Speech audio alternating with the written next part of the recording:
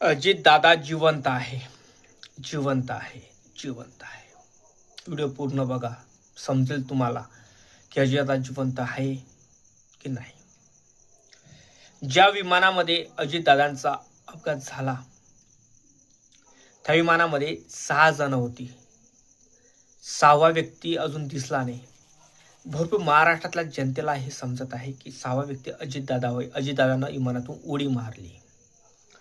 मलाही वाटते की अजितदादांना उडी मारली आणि अजितदादा येणार. मी पण वाट बघत आहे आणि बारामतीची जी जनता तर अशी वाट बघत आहे की अजितदादाचं प्लेन उतरणार आणि बारामतीची जनता अजितदादाला हक करणार.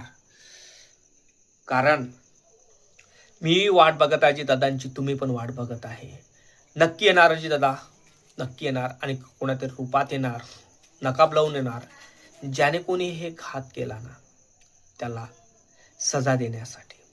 कारण अजितदादा हे आपल्यासाठी एक असे नेते होते की त्या माणसानं काळजात जागा केली आपल्या महाराष्ट्रातल्या जनतेच्या. आपल्यासाठी तो देव माणूस होता.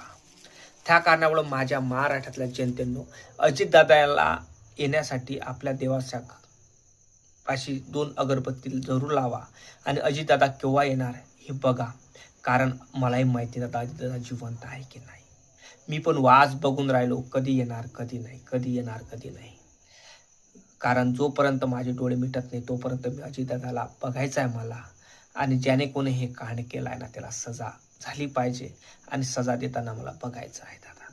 तुम्हाला नक्की कमेंट करून विचार करा की अजितदादा जिवंत आहे की नाही. आणि अजितदादासाठी एक लाईक आणि चॅनलला सबस्क्राईब आणि कमेंटमध्ये जरूर काहीतरी लिहा अजितदादासाठी.